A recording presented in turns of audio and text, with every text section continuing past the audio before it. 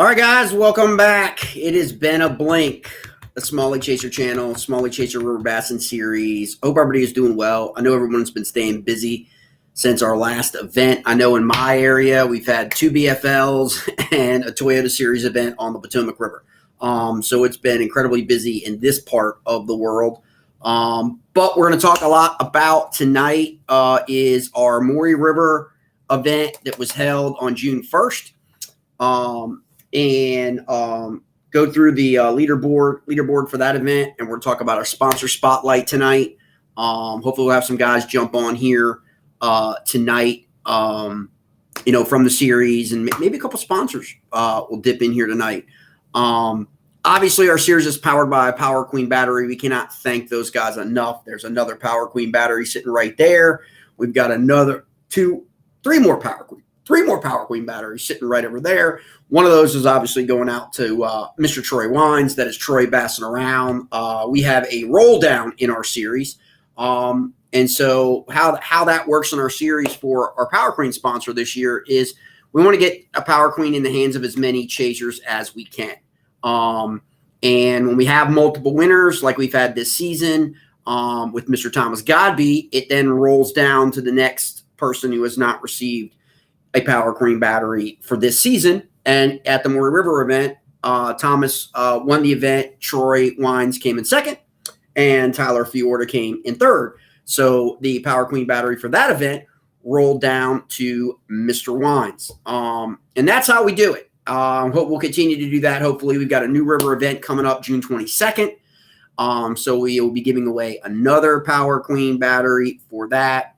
Power Queen has actually reached out to me. They're actually launching some new variations for the kayak fishing community coming up. So you guys want to stay tuned for that, because we're going to get a little access to those batteries before everybody else. Speaking of which, other access from one of our other sponsors, Kayak, which is obviously the boots that I wear. You can check those videos out on my own personal channel. They are releasing a brand new fishing jersey. Obviously, they are known for their wade boots and their hunting boots and their deck boots. That's pretty much what everybody can associate Kayak with. However, Kayak is coming out with, they're getting in new fishing jerseys, okay? So your performance jerseys coming out, they are going to come out to our availability for us first. I think there's three patterns will become available for us first before they hit the market here in North. And so I'll post that up in our, want to take a look at them at the New River event. They can hit me up at the campground, and I'll let them take a look at them. There's a lot out there, obviously, in the market, in the industry. You got to pick your poison as to what you're comfortable with, fabric-wise, performance-wise, all that good stuff. We also have some sponsor spotlight going on with our Rugged Road sponsor. Rugged Road is launching tomorrow a brand new website. Okay, it is not live yet. It will be live tomorrow, and we will get some new information and some new availability on some things they got coming for Father's Day coming up this weekend for everybody after the launch tomorrow, which I believe is scheduled for noon Central Standard Time. And so their website will be completely revamped and upgraded, and it will go live tomorrow, and then I'll have the access in the back end to get you guys what I need to get you. And again, that will be all in our Discord, our Chaser Discord, so you can just click and go, in that regard. So our Maury River event obviously was on June 1st. Let's talk a little bit before we hop on with some of the guys that may be in the green room or the blue room, if you think of it from a river perspective. What we have ahead coming up, okay? So we have our New River event on June 22nd, which also has a team component. So we want to definitely continue to keep growing that. A lot of people have talked about being interested in the team event, so now it's available, and so now hopefully when we get down in the New River, we'll have a lot more guys participate in that team event, and as we grow that team event to where we want it to be, which is about 12 If we can get to that 12 teams per event, then we'll have some sponsorship coming in that will sponsor the team division going forward, which is pretty awesome to have a separate sponsor that sponsors that. It gives more people the opportunities to take advantage of what we've got with Power Queen, what we've got with Rugged Road, what we've got with our other core sponsors. You can take advantage of the Father's Day sale for Bent Rod coming up right now. Obviously, our promo code, you can use that right here on the QR code, or you can use the link, in the Discord. We also now have our series jerseys available in 3 styles. Awesome. Amanda did an awesome job with this in terms of, I'm going to pop that up for you guys. You guys take a look at it. The Chaser jersey that you now can order from Wildwear America. And so you don't have to deal with the series for that. Let me see if I can pull this up so you guys can take a look at that jersey.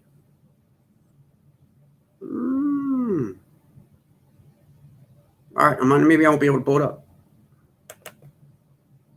But in any case, you can find that in our Discord. Hopefully it'll pop up and we'll be able to take a look at it. But Amanda did a great job with the design team at Wildwear America. You got 3 or 4 styles to choose from. You can go with the hooded.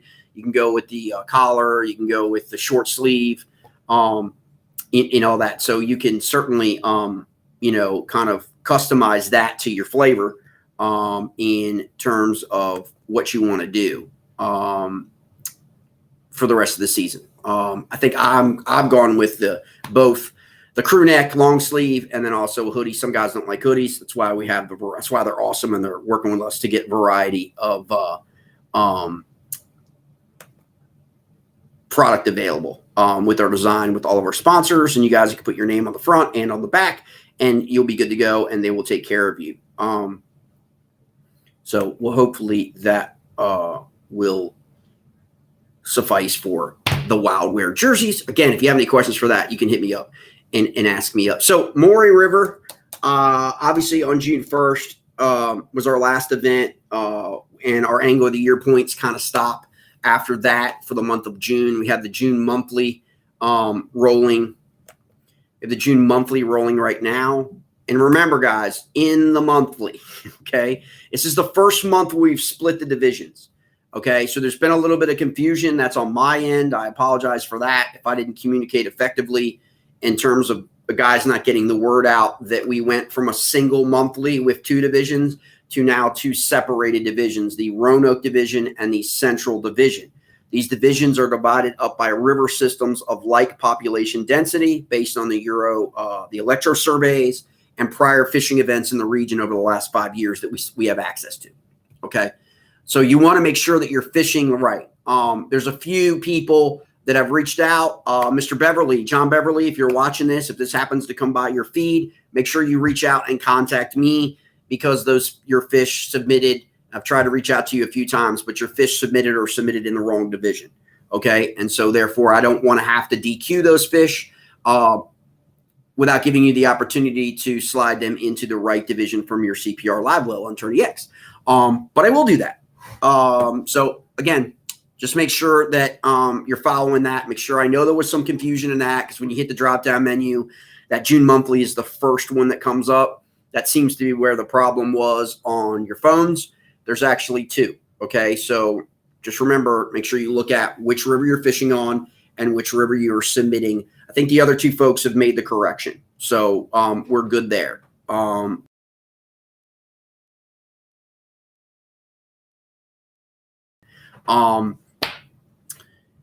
Okay. So you are good to go to slide them into the other division. And then once you do that, I can remove them from the Central division. Because I think your fish are all in the Central division right now.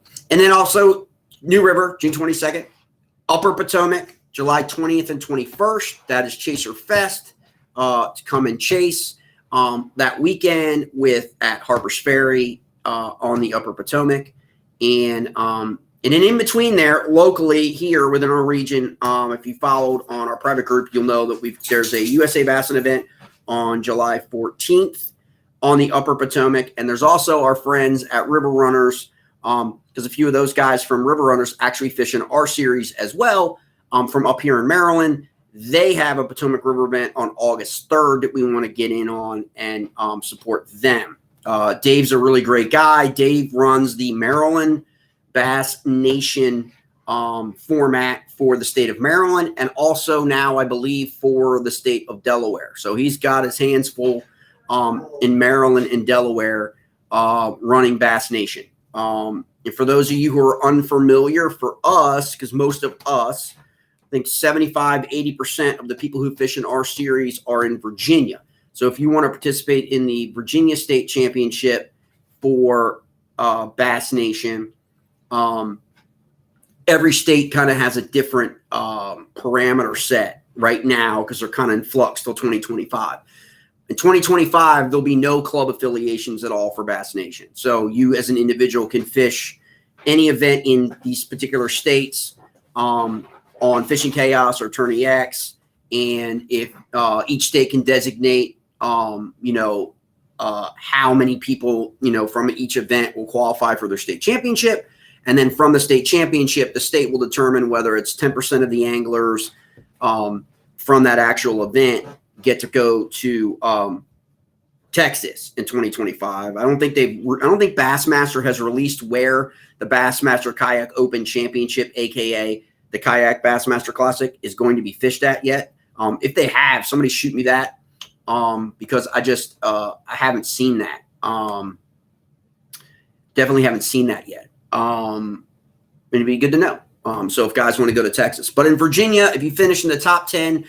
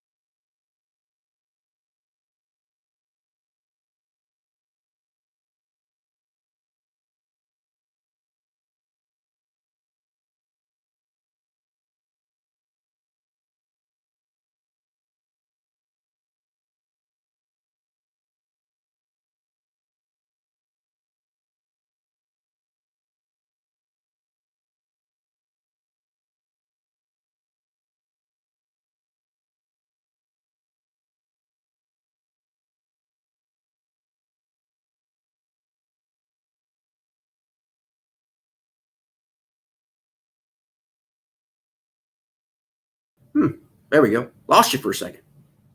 The storms are great. Thunderstorms roll through on the Upper Potomac, guys. It's no joke.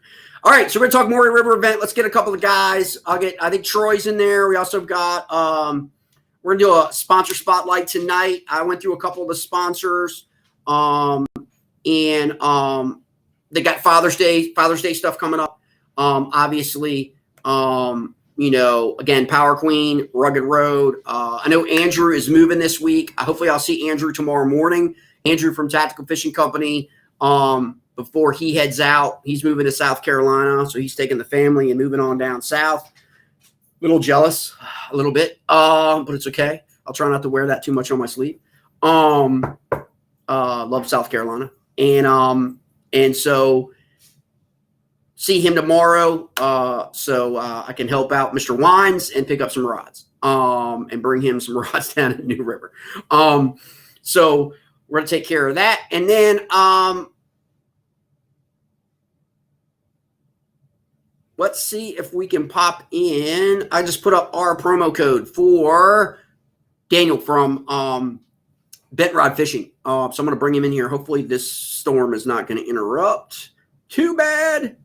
And I can pop Daniel in here and we could talk a little bit about Bent Rod Fishing. And it's going to do that. Hold on. Hey, it's me. There we go. Wow. Guess it's not going to impact it too bad. Nice. All right. Hopefully, I got storms coming through here, so I apologize if this breaks up at all.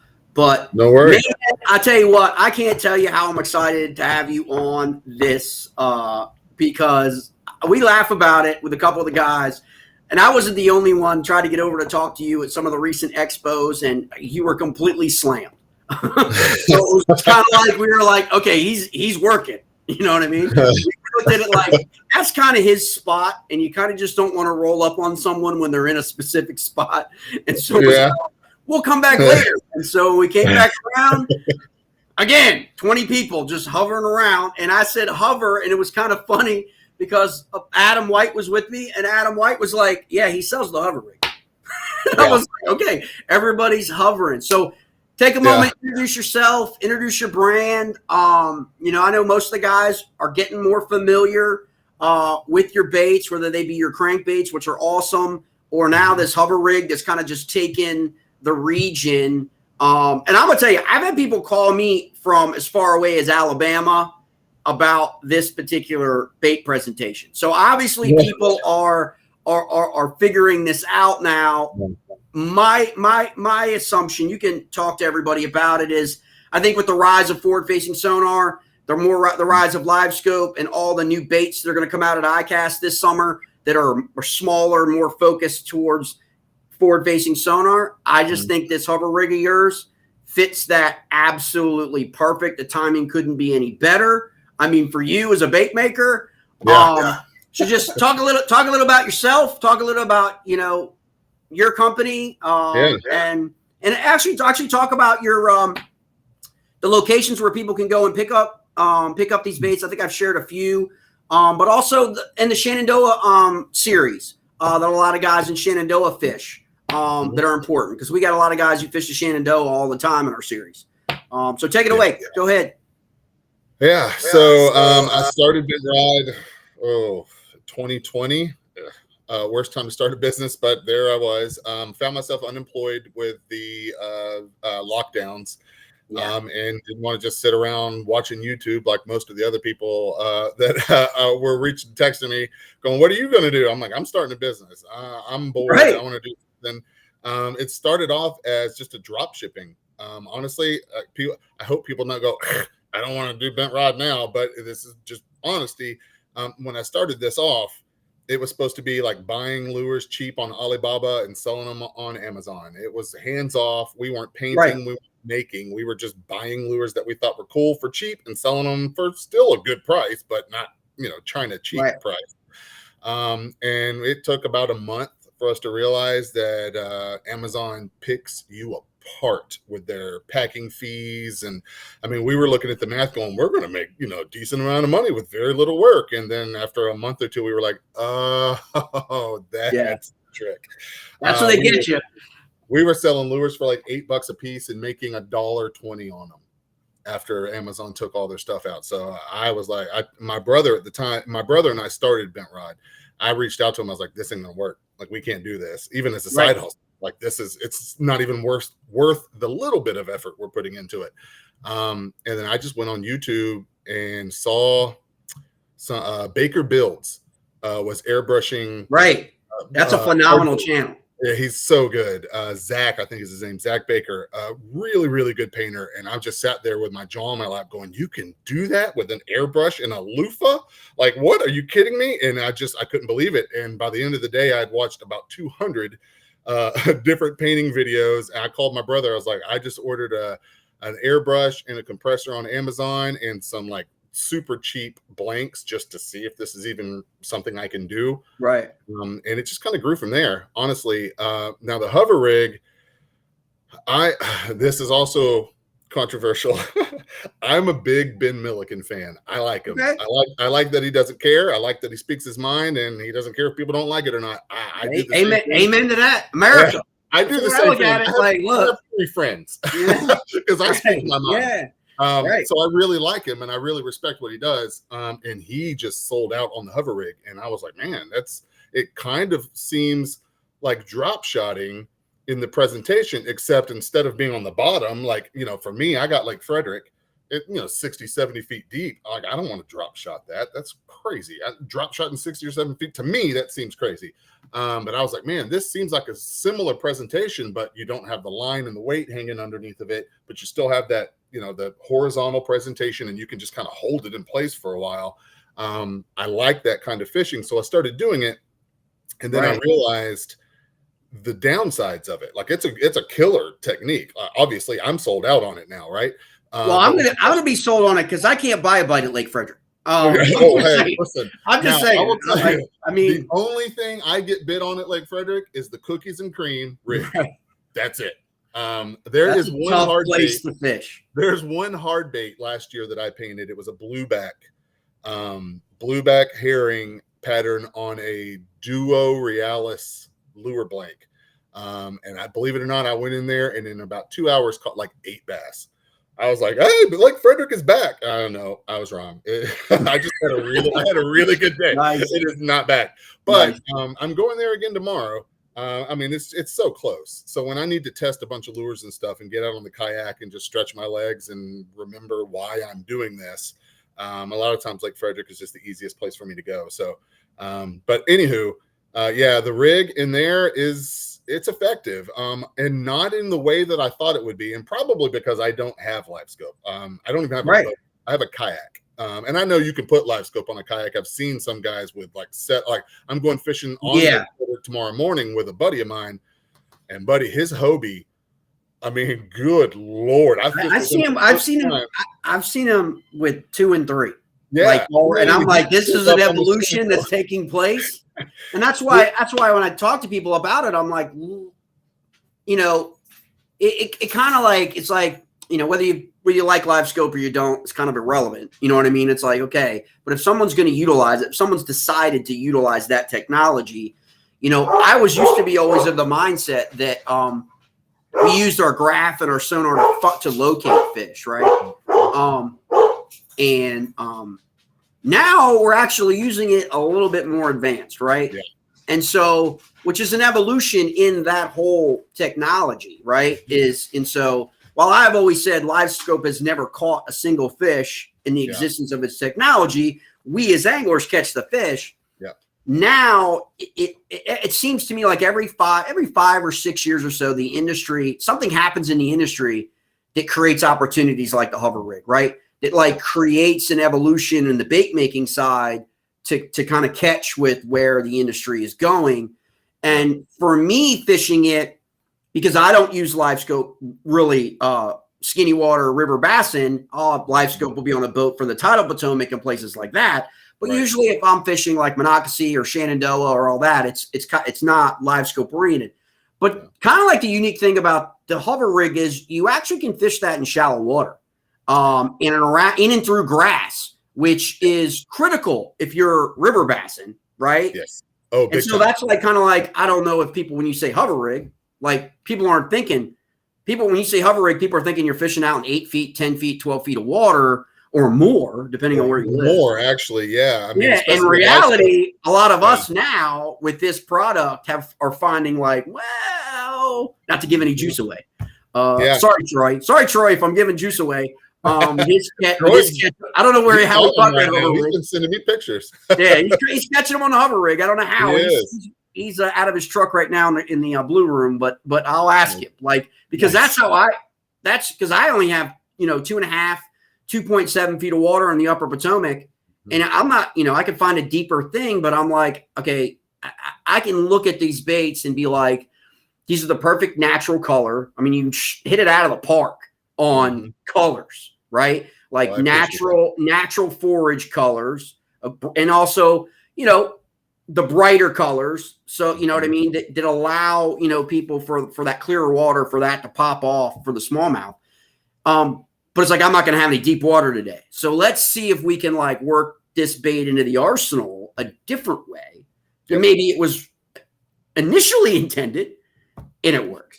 Like it just works, man. I was like, it wasn't intended by me to be a shallow water bait, honestly. Right.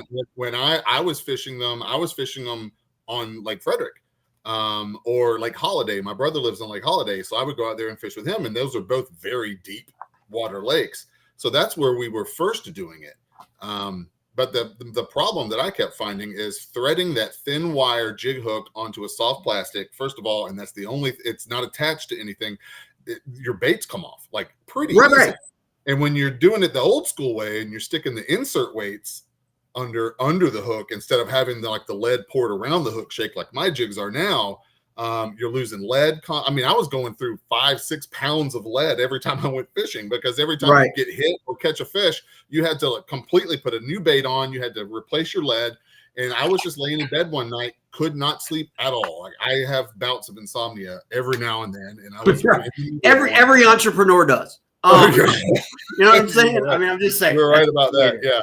Yeah, I own a small business, and at the time homeschooled 3 teenage boys. So yeah, I was losing a lot of sleep and a lot of hair. I wear hats all the time for a reason. Right. But I'm laying in bed. Let me just, guys, if you guys can see this is Daniel and Bent Rod Fishing's hover rig. Okay, it's already, the thing about this is, and I know my Z-Man buddies are gonna hate me for this. I actually prefer, I'm sold. Like I prefer this now to how.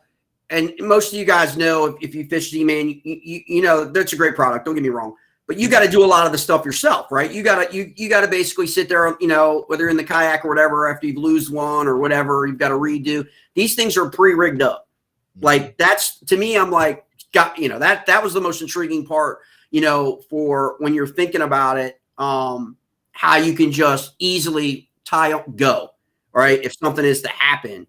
The other thing I will tell people so far, and I can't speak to this for anyone who fishes for largemouth, tuning in, because I haven't targeted those fish yet with the hover rig. But I will tell you, smallies are very, very aggressive. Okay. They can be violent, hostile creatures. Okay. Thank God. the other, which is the fun of it. Right. But the other thing is it's also durable. It's a lot more durable than I thought it would be. And anyone who knows me knows I throw, and whoever's fished with me or has been a boater where I have joined as a co, I throw a lot of JDM baits, a lot of Japanese style baits from brands like Depths and Hideout and Jackal and all that, as opposed to Z-Man, as opposed to some of the other brands that people are more familiar with. And a lot of that stems from the fact, like yours, they just seem to hold up longer and better. Like, with where I fish, whether you get hung up, whether you get whatever, and you've got to go in, you've got to get it out. You're not losing your bait. For those of you guys who don't know, plastisol was a kind of a tricky thing. And so it does take a lot of skill. I know a lot of people think pouring plastics is kind of easy. I just kind of feel like anybody can pour plastics, but I don't think anybody can pour to create something like these baits that have that kind of durability. You know what I'm saying? Like it can withstand, smallie chasing, because I've gone through tons of bags of baits, especially tubes. If you can figure out how to do a tube like this, I go through more tubes than any other soft plastic for smallmouth, because they just don't hold up over time. Especially if you're having a good day, a 20, 30, 40 good day, you're going to go through a bunch of plastic. So, that's the other thing when I tell people about it. I mean, I don't know if you want to, don't reveal any secrets, but There's definitely something, different about the mold, I assume. And also I think just the weight. I know this is going to sound crazy. I liken it to jerk baits, hard jerk baits. There's like almost like a weight balance transfer in this, whether that was intentional or not, in the design. That when you see this, it just acts different. You know what I mean? Right. In the water. And you can work it so many different ways. Like you can, although, I know with the predominant vertical type jigging, but you can also work this a lot like a jerk bait. Like, that's the only way I fish it anymore. Yeah. And so it's completely different, I think, because of that weighted system. Patent that, whatever that is. You know what I'm saying? Because to me, I've seen it act considerably different than other. Simply just buying a set of jigs from pick your favorite jig maker or terminal tackle maker, and then putting a soft plastic from the aisle on it. It just is something that's different in the water. So what kind of testing or trial? There had to have been some kind of testing and trial that you did. There was. You would laugh. I could show you how I did it, but I won't bore everybody with going through all my molds to find it. So the idea I had, honestly, laying in bed, I was like, I've got to get to a point where my baits are more durable, and I wasn't even thinking business. I just liked fishing them. I wanted to find a way so that I could fish with a hover rig and not be going through pounds of lead and bags of bait every time I wanted to do it. And so I had an open pour, Angling AI open pour fluke mold that I used a set of helping hands to hold my jig like in this open pour mold. And I literally just took whatever I had laying around, some remelt, I think it was like hot pink, and just melted it down and then poured it around the jig and filled it up it was just like basically what you have there, except instead of the tail on the rig, the tail's on the side like this. Right. This tail was horizontal and it was solid. It wasn't forked. But I took that on the 4th of July last year down to the Chickahominy. Love that place. It's so great down there. I love that place.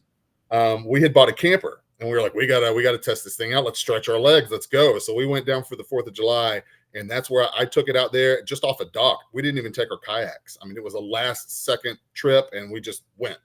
And I was just casting off of a dock and catching bass after bass after bass. And then at one point I realized, I was like, man, I've caught like 7 bass. I pulled the bait up and inspect it. Looked brand new, no tears, no nothing in it. And I'm sitting here going, I haven't had to replace my plastic. I haven't had to replace the lead. I was like, this is a thing, right? And then I'm laying there going, like, this is growing. Like Milliken, it's not just Milliken, Wheeler. I mean, Josh Jones, all these guys, they're like, oh, hover rig. I mean, it's either big glide baits or little hover rigs. That's all they're doing. I'm like, this is about to take off. Everybody's saying it's about to take off. Like when drop shotting hit the scene, the Japanese brought the drop shotting over here. Right. And then after about 3 years, all of a sudden Americans were like, oh my God, this is the shit. Can we cuss on this? Yeah, you can do whatever you want. Leave it out. But everybody was like, holy crap, this is awesome. And I realized, I was like, okay, the Japanese brought this over here 2 years ago. So if it follows the same cycle, we're about a year from hover rigs blowing up. So I just started reaching out to custom mold makers and going, hey, here's what I did, but I want to be able to inject it. I hate open pour. I suck at it. I'm horrible at open pour. I was like, I want to just get an injector, do laminates and whatnot, and just pump these things out. And I ended up going with Fat Guys Fishing out of Pennsylvania, I think. And they made the mold for me. I think the guy's name was Craig.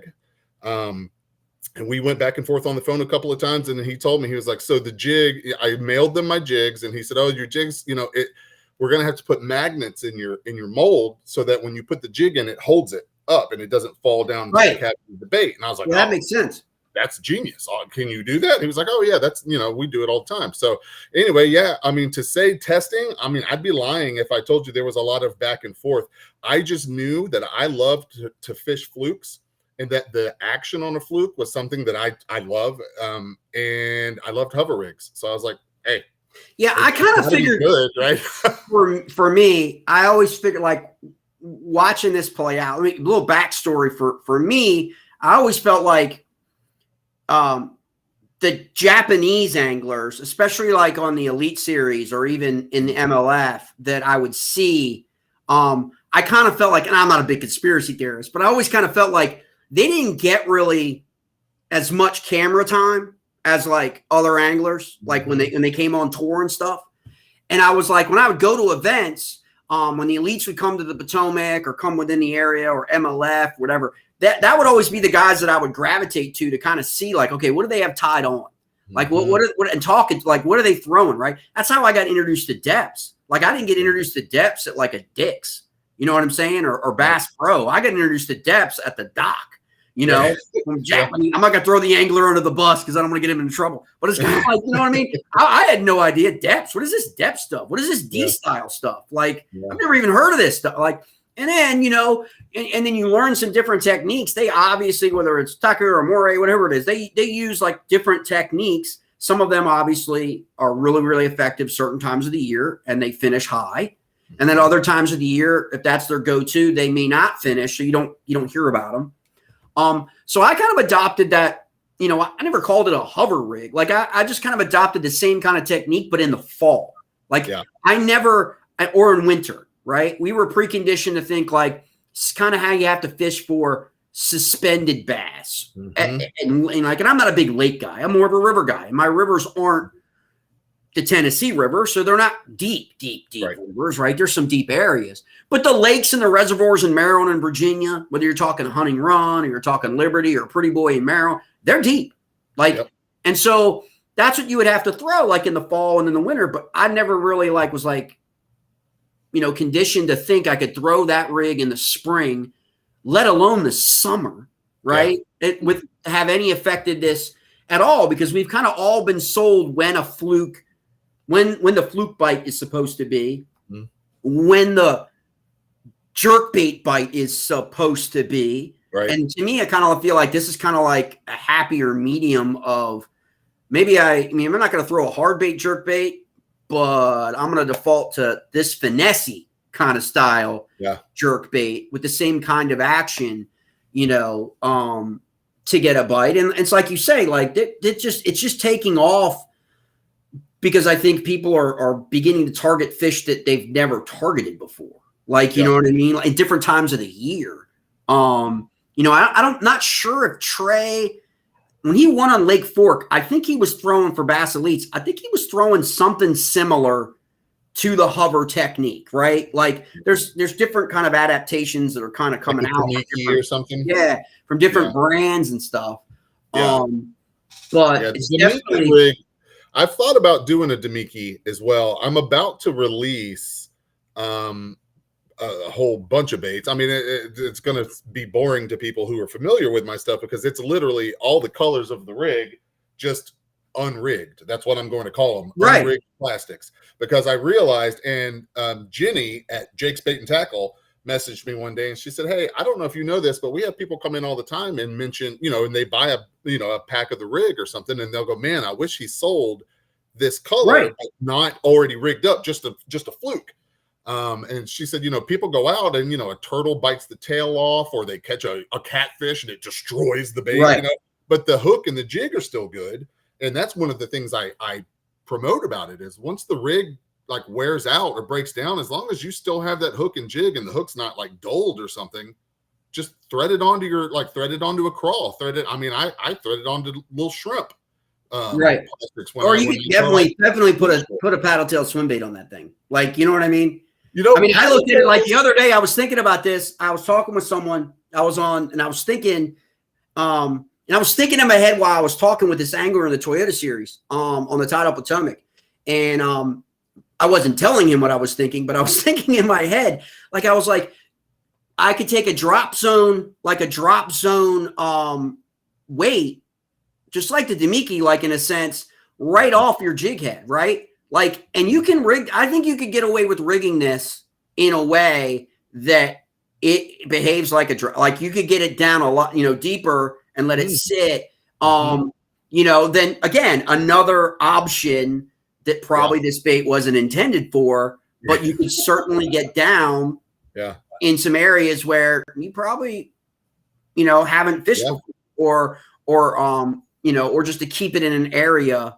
Because you guys can see this, the action on this is crazy. Like, I'm just saying, like, you know, for this style, if you think about that, depending on how you're actually twitching it and rolling it, you're definitely getting a lot more action than you probably would have thought. Like, you know, I mean, if you look at, sometimes when you look at baits on the aisle and you think about, like, okay, how am I gonna present this? Like, it's a great looking bait, but, you know, what's the action going to be like? What's the, you know, so that's pretty awesome. And plus, like, so how do you, I kind of felt like when this came out, I was like, man, so for you guys who don't know, Daniel has sent out a bunch of prize packs for guys in our series. And everyone is freaking absolutely loves his work from the crankbait side. Like, and so it's kind of like, now it's almost like, how do you keep from becoming like bipolar? Like you got to paint all these crankbaits, which I know is very, very time consuming. But now you've got a product that literally is about to explode, because I'm going to go down most likely to iCast, and I know what I'm going to see. I know I'm going to see like every incarnation of some variation of the hover rig, because it's that right now it's kind of been for the last, I want to say 8 to 12 months. It's been kind of like a secret, like not a real secret, but like people haven't really talked too much about it until probably late last year. Saw a lot more videos and content providers doing it. I'm talking about it, which usually happens when someone wins an event or it gets revealed. But how has it been for you as a small business owner in Winchester, right? Yes. Okay, in Winchester, Virginia. I know Jake's is up there. It's a great tackle shop. How's it been from you, like, to get your baits now in retail as opposed to the drop shipping experience that you had? Now you've got people, you know, they can obviously access. It's on the screen now, guys, at bentrodfishingusa.com. But like, if someone you know, how are you looking at it? Are you looking at it locally, regionally? Are you trying to get into, you know, the big like Fishing Online or Tackle Warehouse? Like, is that a plan for you, like, in the future? No, I prefer to stay in smaller. I like the smaller stuff. I don't want to be in Dick's. I don't want to be in Walmart. I don't want to be in any of those places. I have no desire to be in there. And honestly, I mean, you want to meet? They're all shrinking. They're all shrinking. If you look at their department. Well, that's true, but I'm one guy. I mean, and listen, the mold that I make these things with makes 8 at a time. So I can't keep up with a Walmart. I can't keep up guys, with it. I mean, these are 2-packs. That would literally put me out of business if I even tried to land an account like that, because I would fail so hard. So these are think that in mind. He's got an 8 mold, they're 2-packs.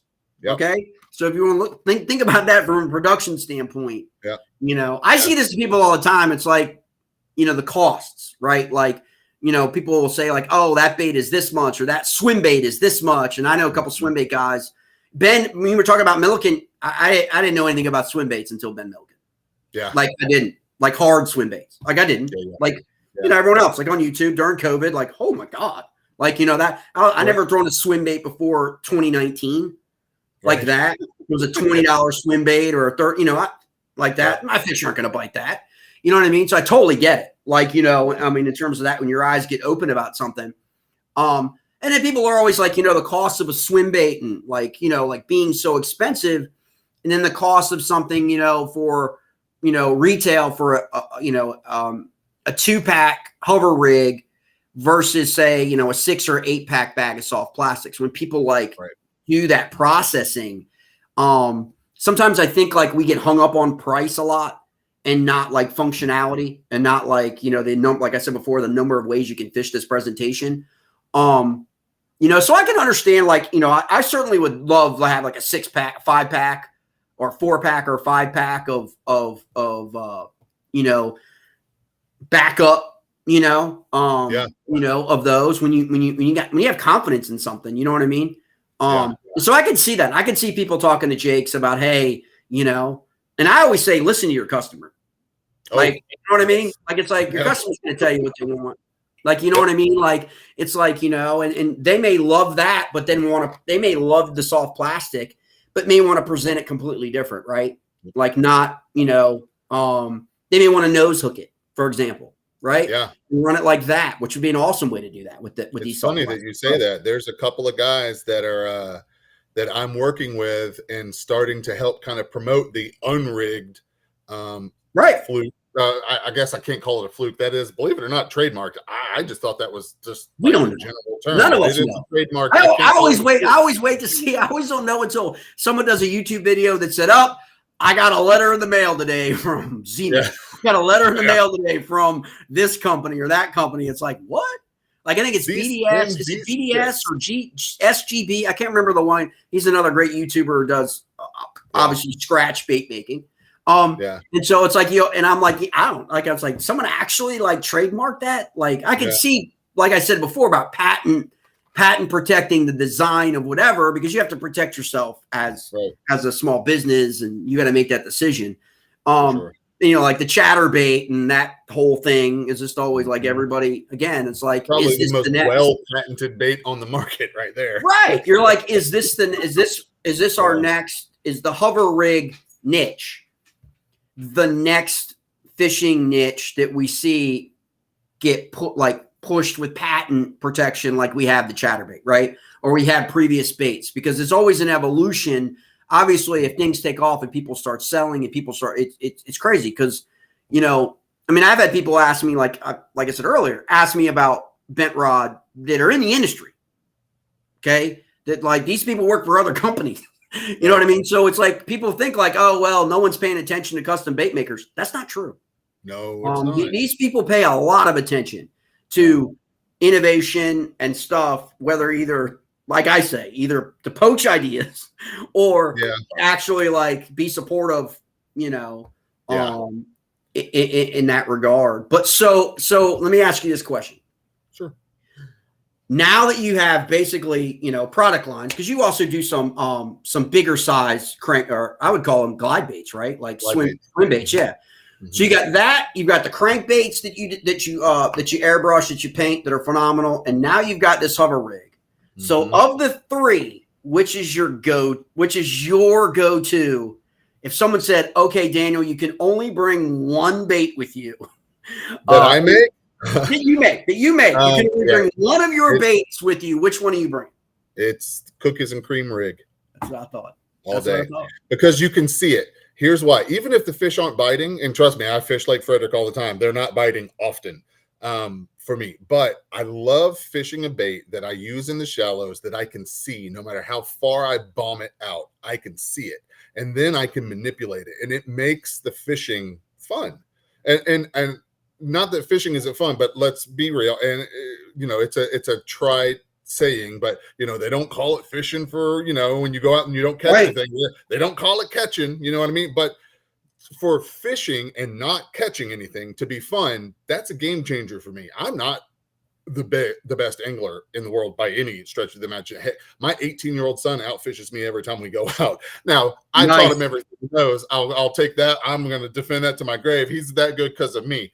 He's really not. He's a very good angler. He actually finished 14th in the state of Virginia last year in the Bassmaster High School circuit. I was extremely proud of him. So anyway, I'm not the best fisherman in the world, but when I can have fun, if I'm not catching fish, that just makes me want to get out there more and more and more. And the more I get out there, the better I get. And the better I get, the more fish I'm catching. I have noticed this year already this year, I have caught 20 times more fish than I caught all year last year.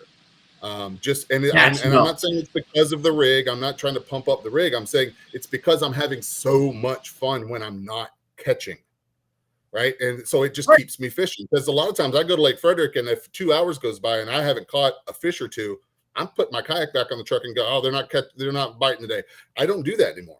I mean, it's fun going out there and just fishing and seeing what I can make the bait do. Like if I do this and then do like upward, like twitches with my rod, what does that do? If I do downward twitches, what's it do? If I go this way, I mean, I can literally make the rig walk the dog underwater back to me.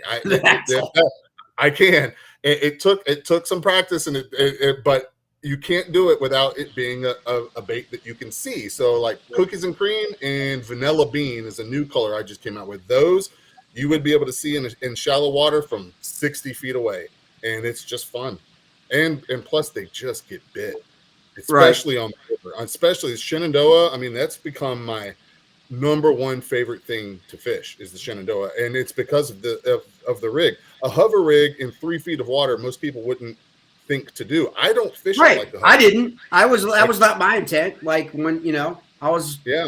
You know I mean, what if you watch videos of Milliken and those guys telling you how to fish a hover rig, and then you watch me fish, you would go, well, Daniel doesn't know what the hell he's doing, right? Because I'm not fishing it like those guys fish it. Like, I mean, I'm fishing in the you're also not fishing in Texas. Like, you know what I mean? You know what I mean? That's why I always qualify stuff when people tell me about baits, and I'm like, that's great, but you're not fishing in Texas, or Florida. So you have to figure out a way to adopt it to your particular fishery. So Troy popped in. I don't know if Troy, can you hear us? So Troy popped in, and Troy just posted up a catch with the hover rig. He did. Okay, and so now we've got some what I call social proof. You know what I mean? Like a guy other than the bait maker and other than the guy who's talking about it, you got a guy, an angler who's out there actually like catching smallmouth with the hover rig. And so, Troy, what's been your experience so far? Like, let everybody know what you've been doing. I know you've been out fishing for the last week, but I know as a guy who has his favorite baits, secret baits that he does not reveal, that he does not reveal to very many people. Catching, for those of you tuning in who don't know, you should know Troy by now. But if you don't know Troy, you can correct me, but last year Troy caught 29 Virginia citation smallmouth bass. That's correct. 20 inches or more. If you're not from Virginia, that's a big one. Okay, that's 20 inches in our state is a citation smallmouth. Okay, and also I think West Virginia and Maryland. I think it's 20. I think it's kind of standard. And so this year he's on his quest for 30. Okay, now I'm going to take a little bit of credit here because I can. And my wife never lets me take credit, so I'm going to take a credit on the podcast. Okay. Troy normally doesn't fish until what month, Troy? I normally start back in about mid-March, April, pretty much when I start. And so what time did you start this year? 1st of February. You're welcome. You're welcome. Yeah. So I'm going to say, I love people like that. You're crazy to go out there. You're crazy to go out there in February. I was like, you keep thinking that. You stay home with your boat in your garage or your kayak. You stay there. Caught a 21 and a half. In February. Yeah. And so he's already off, guys. He's going to quest for 30 citation smallmouth this year. I think he's going to blow right through that. I think he already started a month and a half, 2 months earlier this year. Already has some in, and correct me if I'm wrong. I don't think we have seen your prime bite yet. No, I'm more of a fall guy. I mean, I do like the month of May. I put up 11 citations in May, which is just a crazy number. But I'm more of a fall guy. You've seen it as far as, when you started the series and some of the locations that I fish and all the stuff like that. So, we're sitting at 25 right now. Which is just amazing to me. And like I say, we're 4 away from tie, 5 away from breaking it. And, a lot of folks root me on. I really do appreciate that.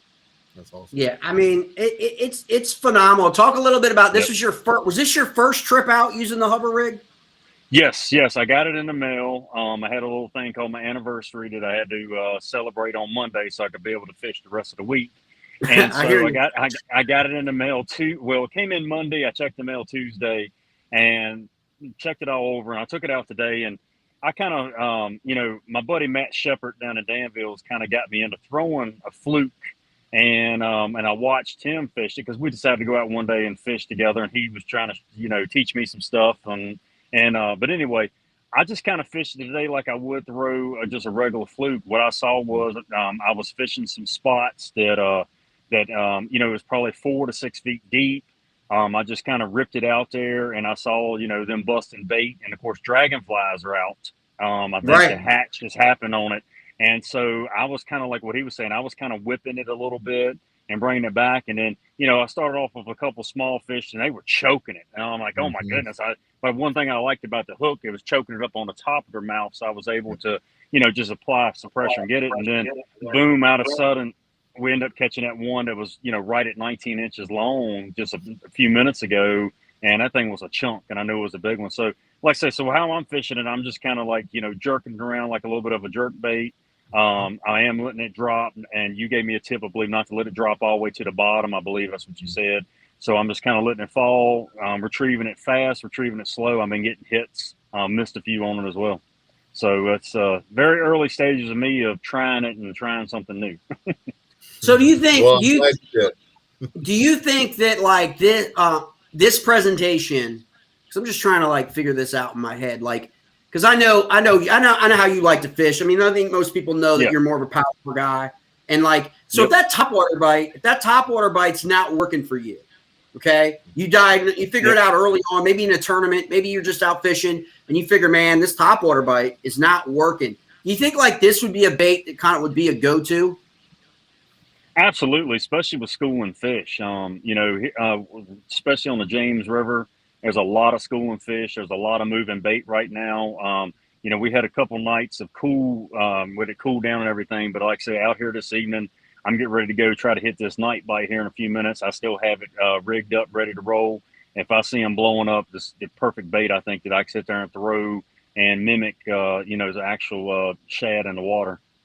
Yeah. Yep. Daniel, how many colors do we have now for that are prepackaged, like at Jake's or someplace? Ace Hardware, right? Is that the new one that you just got? Miller's Hardware in Stephen City. Yeah, Miller's Ace Hardware in Stephen City. Now they picked up every single color I carry except for one. Nice. The guy in there texted me. He said, "Hey, do you have a color that just doesn't sell?" And I said, "Honestly, I made this color as kind of a joke. I'm expecting people online to be like, 'Oh my God, it's so ugly.' But people loved it. And then literally a customer basically strong-armed Jake's Bait and Tackle into carrying it. I didn't expect for it to stay, but I have a blue and pink laminated bait called Bubblicious. Nice. And it doesn't sell well. I mean, it looks cool. Yeah. It really does look cool. It's got mica powder in it. I mean, it is a cool looking bait, but anybody who fishes is going to look at it and go, I mean, okay, yeah, if I was an 8-year-old girl, I'd want to throw this. Like, who's going to, now in salt, it would. Those colors would work really well. I don't know, man. I don't know. Pink tends to catch fish. I'm just saying. Like, not that shade. I get it. I know people think it's like a gimmick color, but pink tends to catch fish. I actually don't have any. I love pink. But this is like it's not that pink. It's not like this. It's not like like a soft pink. It's like a bold, like a bubble gum. That's why Bubblicious. It's like a bubble gum pink. It's super, super pink. I tell you, I remember I got that kind of pink. I can't tell you. I got a lot of hate. Nice, Troy. I got a lot of hate for this here when I first moved here from Virginia up across the river. Trust me, I'm still a Virginian, guys. And we have the Little Seneca Lake, right? I was like, all right, I'm gonna go check. Like, I'd never fished. I was like, boom. It was during COVID. It was like, like you said, lockdowns, not having to go to work, gonna get out there. So I go to this lake, and it's like I'm fishing. I'm like, man, this lake has a pretty good reputation. Like, it must just be me. Like, I'm like, what? I don't know. I don't know this lake for nothing. Okay. Sure enough, morning dawn and pink. I have not got other than like an 8-inch or a 10-inch ribbon tail black worm with gold flake. Okay. Yeah. Deeper late in the year. I haven't gotten bit on any kind of soft plastic that's shad or crawl or green pumpkin or anything you could naturally think of that we would buy on this particular lake. And it's like, so I talked about it, I did a video about it, catching some in the grass or whatever like that. And you'd think I'd have revealed the ultimate secret in the world that morning dawn and pink were the colors for this particular lake. I was just like, I was nobody on YouTube. It was early on. It was like 2.5 years ago. I was like, I didn't know. And it was like, I'm spot burning, I'm color burning, but I was just like, it's pink and it's morning dawn. Nobody cares. Like, nobody buys these colored baits. Like, morning dawn's awesome. Yeah, but sure enough, with that particular lake, it's like if you're drop shotting anything that's morning dawn color, you get bit. And then the snakeheads have come in too as well, and so they'll disrupt the party a little bit on that lake now if you're closer towards the creeks. But still, I can't imagine. I think that it's obviously, guys, it's a largemouth lake. It's in a tiger muskie lake. It's not a smallmouth lake. But I'm thinking the hover rig is going to be absolutely perfect, for that particular lake. Because when I go there, because of just how that action is, and plus you've got that colder water on the bottom because it's so deep and it's a dam, it's a dam-oriented kind of lake. As opposed to a river. I don't go there that often because I prefer rivers. But it was just kind of interesting how, sometimes you think this like pink or avocado or like some strange color that you create as a bait maker as like a joke, a gimmick, fun, catches on. I mean, I don't know if you have the morning dawn color yet in the hover rig. I haven't done morning dawn yet. I've been thinking about that and tequila sunrise. If you live in Maryland and you fish Liberty, Pretty Boy, Little Seneca Lake, Jennings Randolph Lake, this is going to be a great bait. But if you have morning dawn coming soon, you want to load up on morning dawn. I'm just saying. And I was going to say, if you want to see the color, if you want to see the color I'm throwing, you just got to go to Discord and take a look at it, and you can see the pictures are up. So awesome. Yep. I don't think I'm going to bring Thomas in because both Troy and Thomas finished 1-2 at the Maury River event, and we can talk about that. And then I don't think he had. There he is. He's in. Finally got him in. He was driving the whole time we were talking. So I was like, I don't like getting people in when they're driving. That's just dangerous. But welcome, Thomas. Hope you're doing well. How you doing? So I'm assuming, I could be wrong, I'm assuming that you have not thrown the hover rig yet. Have not, no. Have not, okay. Yeah. And so that's why you guys are absolute hammers. You guys know we got the new river event coming up. I was like, Daniel has sent me some of the hover rigs. So I'm going to have those available at the new river event. Plus, guys, if you're watching, if you're in our series, we're also going to do a little something. Okay. For those of you like Troy, Thomas, see me before the beginning of the event, and I'll make sure that you have a hover rig. Because we want to get to where we can help Daniel out and get some more pictures like Troy's got today posted up in the Discord so Daniel can use it to get the word out, okay? So, I know there's some other guys that have hover rigs in our series as well. So we're going to do a gift card thing with Daniel. I want to take care of that. And so the series is going to pick that up, $50 gift card so they can spend at the Bent Rod Fishing USA website. For the best picture or video or best picture from the hover rig. Or I'm going to open it up. If you've got, because I know some of the guys from the prize pack, so it would only be fair. Or the crankbait, because I think the crankbait could be a good bite coming up here.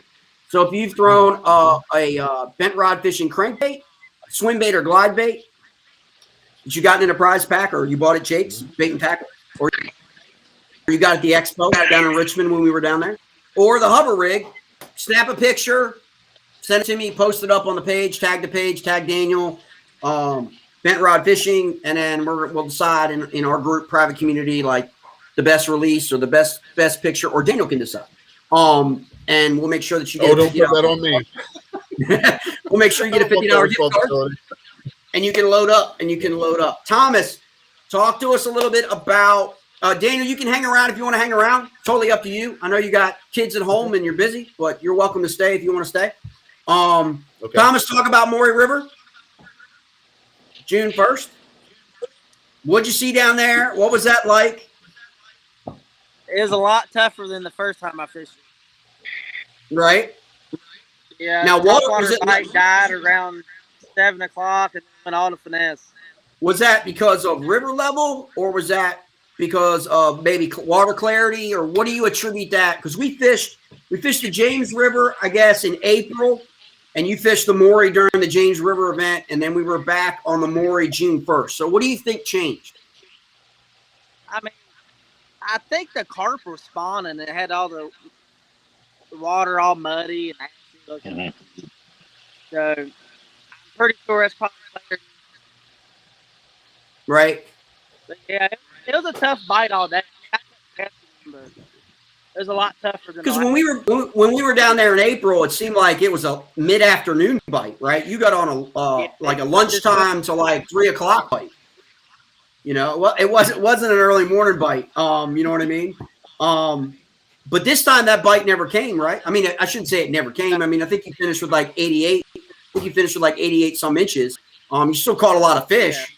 But it's like, I mean, I think Troy had the big bass in the Maury River event. I think it was 19.25, but it didn't seem like in this event there were a lot of bigger size smallmouth. There seemed like most people that I talked to caught a ton of fish in the 12 to like 14 and a half range, but nothing really in that 18 to like, we didn't have a citation in this event. So 18 to 19.25, there weren't very many of those fish, registered. Yeah. And you think that was a product? You think it was a product of that carp spawn, or do you think it was, just that river is all about timing. So, and June usually is pretty good, for the Maury River. And the river was down. The river was down quite a bit when we were there on June 1st compared to April. It's probably Troy. What was it? The section you fished, Troy?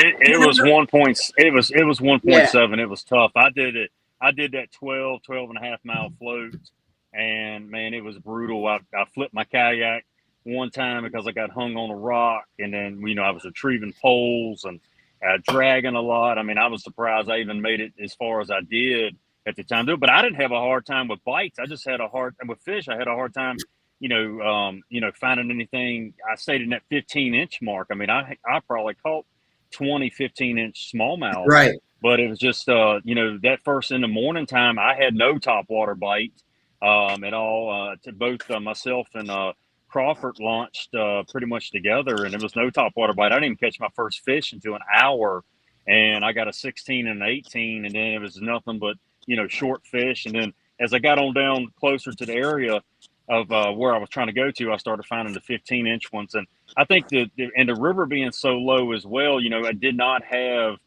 the water in the area that I really wanted to go concentrate. Now, I saw big smallmouth. I saw 9 smallmouth, 20 inches and above. I even saw one that was a freaking monster. And I saw the carp. It was a carp spawn going on, like Thomas said. Crawford and I come up on them. We thought it was freaking smallmouth. So our eyeballs got big. And we looked down. It's 100 stinking carp going up through the river, just having a good time, creating dirt and everything. But it just, crazy. So it became a middle river fishing tournament for me. Because the banks were pretty much out, and a couple areas that I really have caught a lot of 17-inch fish and 18-inch fish to win tournaments on there before just was not there. And so that was about the biggest disappointment. And absolutely no topwater. I was so looking forward of finally ripping that whopper plopper all day and giving my hand a break on the spinnerbait. But I'm telling you, I caught close to 40 fish with the spinnerbait. I could barely even lift my hand up the next day from just throwing that blade all day. These two guys, hey, Daniel, these two guys have both these guys have flipped their kayaks now this season. Like flip back. Okay, Thomas twice. 3. This is the thing these river bassin anglers go through. Like Troy had a crazy experience, like life-threatening experience. Fishing out on the river, not during an event, but out on his own during the river. Thomas pre-fishing managed to flip his kayak, I think, on the North Fork, right? And lose half his gear. It gets crazy in these rivers. I know, Daniel, I know you fish a Shenandoah. You know what I'm talking about. It can get kind of out of nowhere. Just you're like, everything's fine, and then all of a sudden, I have no idea. I'm upside down, and a little bit about that experience that you went through. Oh, what, flipping on the Maury River? Yeah. No, I went down. Well, that one is a pretty tough one and an emotional one to go with. If no one doesn't know this and all that stuff like that, I about lost my life last Monday, and I had to fight for my life. And it was very trying where it almost was. It put me in shock a little bit. Right. An area I fished at for 4 years. They decided to release some water that without any type of warning, and I got caught in it. And when I got caught in it, I lost pretty much everything, and almost including my life. And it was, I had to paddle and paddle and paddle with my legs, and I was tiring out because I was in like 20 foot of water, and it was just pulling me back and pulling me forward because I was caught in a Right. you know, I guess some sort of undertow, whatever. And I finally was able to just, with some of my training, to actually lean back and ride with my darn life vest. And I'm gonna tell you, wear your PFDs, because if not, I wouldn't be alive here talking about this. And I was able to finally get in that and get out of that current, and finally got my feet on ground. And I just, you know, thank you, Jesus, for just saving me, because I mean, I'm telling you, it was very hard, because I mean, I broke down. I had some guys down the river help me find some of my equipment and rescue my kayak. It was tough, and like I say, you just never get comfortable. And what I've learned on the river now, just don't be comfortable, because anything can change in a second. And same thing on the Maury River. A chute that I shot down on the Maury River that I knew, it was just so low, I didn't see the rock there, and I hit that sucker, and like I say, down went Frazier. I mean, and I was retrieving poles, and lucky I got them back. Unfortunately, last Monday, you know, I didn't retrieve, you know, a lot of my expensive fishing poles, and they're sleeping in the bottom of a 20-foot river. So, yeah, I tell you guys, I talk to Troy quite a bit. So I normally get the phone. Troy catches a citation. If I see my phone ringing and it's Troy, I pretty much already think he's caught another citation, right? And so that was my mindset, you know, talking to Troy that night. Was just calling to tell me he's going to submit another 1 or 2 citations, and it completely went the completely other direction.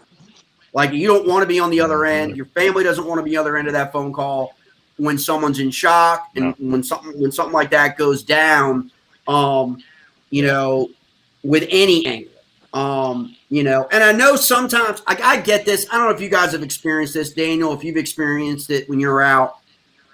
Sometimes you want to talk to people, like you see people out there without PFDs on, and you just kind of make your way to kind of just say, hey, man, it's like, you know what?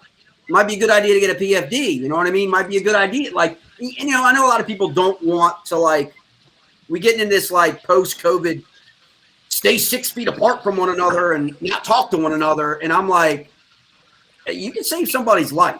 Like, literally, like, because had you not had a PFD on, you would not be on this podcast. Like, you wouldn't with us, period, based on where I'm. No, I wouldn't be. I wouldn't have done it. And if I can say something real quick too, shout out to Andrew at Tactical Fishing. He's you know, sending me some fishing poles. And you know, Yak Attack stepped up and they sent me some, gave me some gear. I'm gonna actually be shooting a video, a couple-minute video, hopefully can be out and get shared, just telling everybody a little bit quick, you know, what happened to me, and just never be comfortable, and make sure you wear your safety equipment. So, I mean, I feel like for me, like, this is kind of like, you know, you're pretty, like, in our series, in our community, you're like, you know, you're obviously well known. And so, like, I mean, you're on the river a lot, you know, and I know a lot of people say Troy fishes like I do, 4 days a week, 5 days a week, 6 days a week, whatever. Like, and you're out 8 days a week. Out there a lot. Yeah, 8 days a week. And like, so, and the more times you're out there, obviously, the better chance of things happening. I get that mentality. Yeah. But you're an incredible, like, kayak, like a skilled kayak. Like, you know what I'm saying? In river systems. You don't fish that many lakes. You concentrate on rivers. And this crap can happen to any of us. I mean, so if you're a beginner kayak, as I tell people here, is like on the Potomac, which isn't nearly as bad as that, but it still can get sketch. If you're a beginner kayak, don't go out alone. Like, I don't recommend anyone going out alone, but people do. If you're skilled and you know your stuff and you know your area where you're fishing, then obviously. But if you're new to kayak bass fishing, river bassing, and you're going to areas you've never been before, you know, or you're going on a float that you've never done before, don't do it alone. Because this kind of stuff can happen to anybody. Like, you know, 4 years, 4 years fishing a spot and never had any issue at all. And so, and out of the blue, and I would say Like I just got too comfortable and like that, you know, it was just, you know, before I blinked my eye, I was hitting the water. I still actually have whiplash in my right side of my neck and down in my shoulder blade from where I hit the water so hard when I flipped. And so it's actually tough to fish right now, but I'm just toughing it out because I'm trying to make it through and all that stuff. But anyway, but to the good news real quick, back to the Maury River, because let's get off the sad news. Big fish, want to talk about that real quick because I want to go fishing because the night bites get ready to start. You know, I couldn't scoreboard watch. I know really never do, but I saw Thomas having a great day as always because he's such a hammer. I just, you know, I literally passed this older fella fishing on the river, and he, you know, he was like, "Have you had any luck today, son?" "No, biggest fish I got's about 18 and a quarter." And he said, "They're in here." He said, "Just keep on slinging away." It wasn't 5 seconds later, middle of the river, boom, you know, 19 and a quarter hit, and eyeballs. I thought it was a 20, and like I say, it was just amazing that in a stretch of water that I never catch anything through there. I just kept letting it rip, just knowing that, you know, they had to be staged up doing something. Because like I say, I caught plenty of fish. It just wasn't that size. And then when I saw Thomas, you know, I knew he had those 17s sitting in there. I said, man, he's going to be tough to beat. I just glad to be right in the zip code with him and all that stuff. So congratulations. Congratulations, Thomas. You are an absolute hammer. Absolutely had a great time, you know, competing against everybody that went out and toughed it out. And like I say, I wish you nothing but the best throughout the season and everything, man. Thanks, man. Yeah, man. Dude, I swear, people got to keep an eye on both you guys. I mean, you guys right now are tied, like, in our AOI, like, for our series. And so both you guys, I think, are going to fish the New River event coming up. And that's just a place of just absolute, we all know that. So it's just a matter of whether or not we timed it right. And whether or not, you know, we get on that bite at the right time with that river. I know they're doing some wonk things because they're anticipating the weather being 95 to 100 degrees. So they're going to be opening up Clater, and they're going to be doing some things to service, you know. So we'll have to keep an eye on what the water levels are going to be like, especially that Radford area. But it's going to be really, really interesting. I mean, I love this stuff. Yep. I love watching you guys. I love, you know, being one of y'all both y'all's fans to kind of always, as a judge, always just waiting to see, like, the fish to come in from you guys, as well as, like, all the guys. Just kind of see, you know, like, a river show out, you know, and then to be able to call Virginia, the DWR, on Monday morning and be like, here you go. You know, here's the citations the guys caught. You know, file them, because these river systems are, like, showing out. These guys are catching. I think we've got – I mean, not including Troy. I know you're approaching like 30, but I think we've registered like close to 70 citations now. Like, you know, and I've given that information to Virginia DWR, so they know. So that's a big deal with understanding the population densities and the size fish, you know, in these river systems. But Troy, I'm not gonna hold you up anymore. I know you want to go get on that night, but I want to. So thank you, JL. Hey, Daniel, thank you for the introduction of the bait, man. I'm going to go out here and sling it some more. And Thomas, hey, man, I see you on the new. Congratulations again. And like I said, everybody have a great night.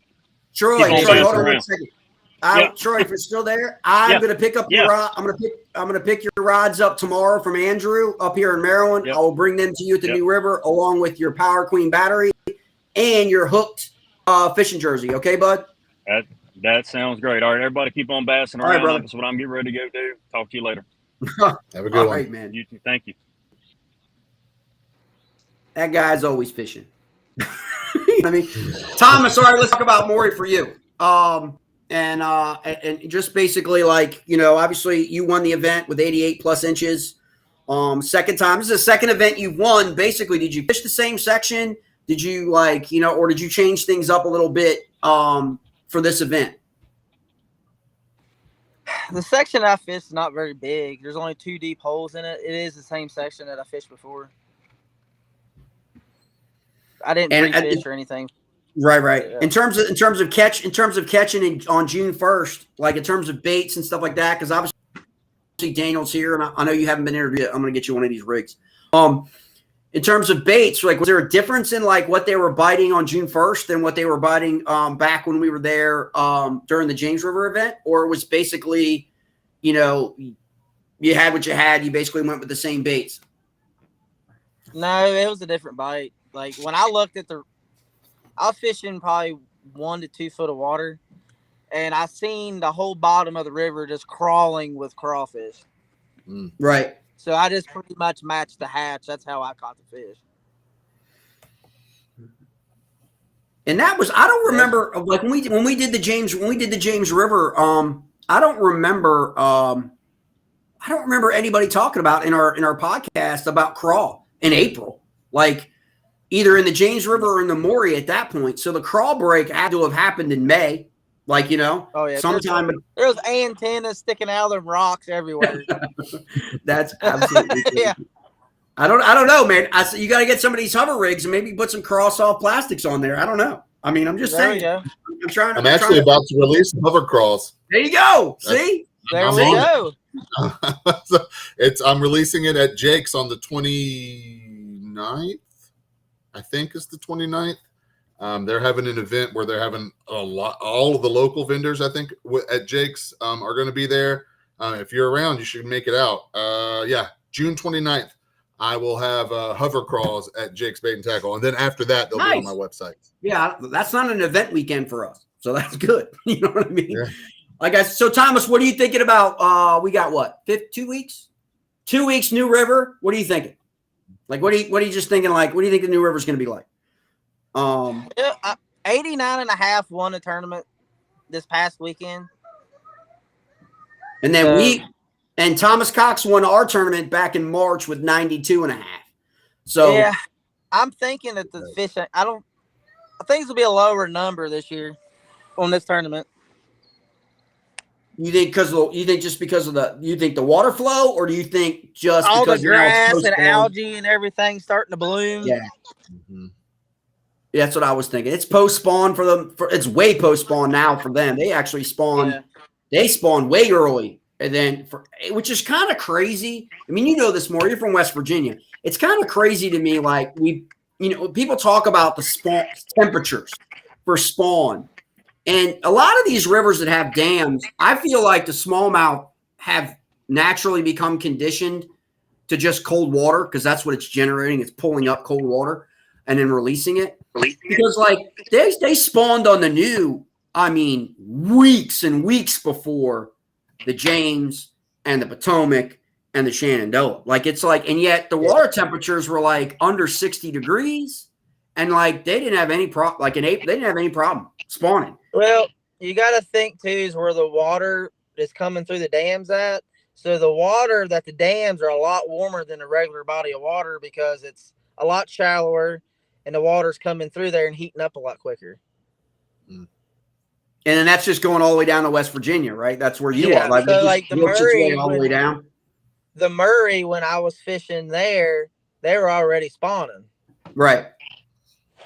On the first tournament, the James River tournament. And they were actually already spawning. So I got on that bite last time. Do you think they were still spawning when we were there in June? No. They were done, right? And then that was the carp spawn. So now the next spawn is really going to be like the panfish spawn, right? Like, I mean, or the rock bass. I guess the rock bass and the Maury spawn late, right? They spawn June, July, I think. Oh, yeah. Whenever the bluegill and stuff starts spawning, the bass are already done. Yeah, they're gone. Like, or they're feeding up again. So this time, this event, so for New River, we opened up all the way. Like last event, we shut it off basically at Glen Line, shut it off more or less at the state line. Made it a Virginia only event. This event goes all the way up into West Virginia, above Hinton, up to Sandstone Falls. So like, they're totally different. In my opinion, they're totally different fisheries. Like West Virginia is part of the New River. Certainly the gorge is crazy, but like the West Virginia portion versus the Virginia portion, how do you think they set up different? Like from a kayak fishing perspective? Or do you? Or are they? Do you think they're the same? No, I mean, they're not the same. There's a lot bigger fish in Virginia than there is in West Virginia. I will put that out there.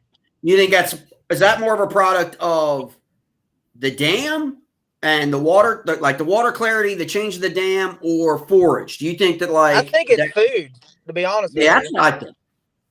Yeah. That's what I'm pretty sure it's food. I'm not saying there's not big smallmouth in West Virginia, but they're a lot more concentrated in the Virginia side. So I mean, they certainly catch them, and plus you got the tribs open for this event.